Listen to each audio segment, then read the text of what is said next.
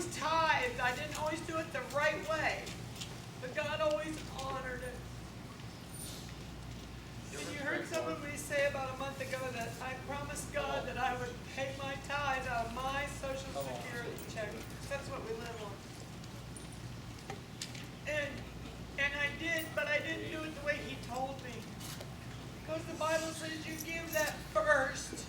You give that first.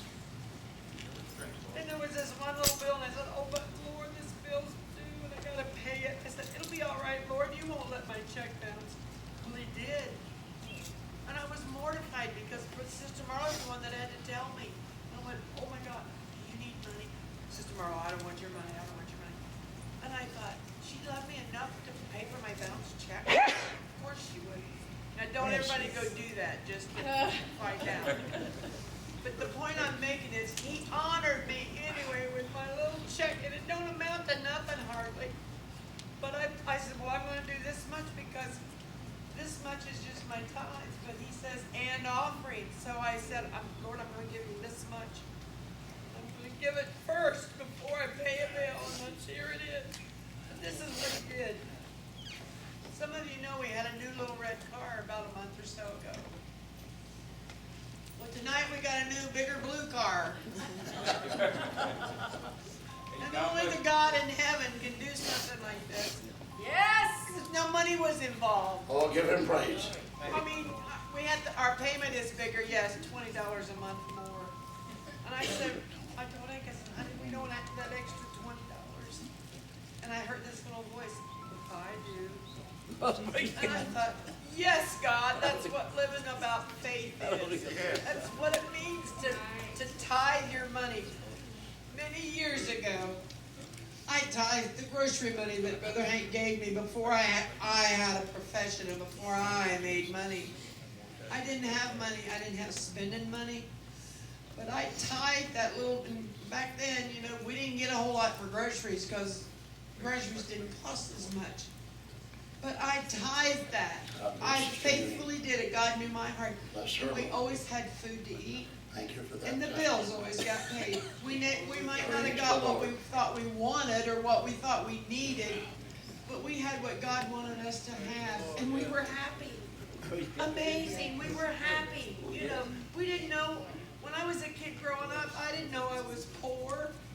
And half the time, my mother made something out of nothing. You know, she'd take a box of crackers and make soup or something with it, you know, and I guess I have that gift because I can do that too. Not because I knew how, but it was like, it was a necessity.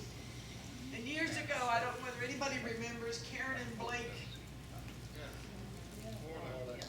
I can't think of their last name. Warland. They had us over for dinner one day after church, and she started to bake a chicken. I'm thinking, after church? But we sat there and had fellowship, and she told me, she says, you know, Judy, Sister Judy, she says, tonight, she says, we had some chicken to cook, so that's what we're having. She said, but we've had to eat oatmeal all week long because we didn't have any money. And I said, well, Karen, why didn't you tell the church? Well, God knew what we had and what we needed. I mean, she just said it so, so what? Eat oatmeal. Well, I grew up, my kids eat oatmeal because I put ice cream in it because they didn't like oatmeal. I'm thinking when we put sugar and eggs or sugar and milk in oatmeal or in cakes and stuff, and it's healthy, you know, why can't I just put it in the oven? But they grew up loving oatmeal with ice cream in it. And I tell people, they think, well, probably all we had was oatmeal and ice cream, you know, but they liked it. And I was dumb enough to think it was healthy, and evidently it was. They're still here. But it's not what we have or what we don't have. It's how thankful we are with what God gives us. And it's taken me all these years to understand that. And I see it, Brother Marlo. I see what you're saying tonight about get my spirit right, get my priorities right. What is my priority is to serve God the best I can. Right now, physically, I am doing a real bang-up job. But you know what? He knows my heart.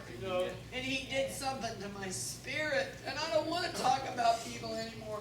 I don't want to be hateful anymore. Yes, I still am sometimes. But instantly, I know God, I'm sorry. I've apologized to this minister so much because I used to not want to be here. I'd find every excuse in the world not to be here because it was the same old, same old, same old. You know what was the same old, same old? It was Judy. And I didn't want to face what Judy was and how I was not like Jesus. And it's scary when God shows you this. You don't want to you think, well, Lord, I've done this for you. It surely can't be that bad. But many years ago, Sister Chapman said that the Lord showed her how ugly she was. And we all know she wasn't ugly. She was a beautiful woman of God. But the Lord showed her this little wrinkled, warty man. And remember when she talked about that? And I'm thinking, well, Sister Chapman, you don't look like that. But her spirit did, and my spirit did. And God is so good, and I appreciate it. I appreciate your love. I appreciate your prayers. I had to come. I know you love me. I know you love me. I love you, and I know you know all that, but it was like I had to give God the praise for your prayers of loving me enough that I'm not dead yet. Amen. Amen.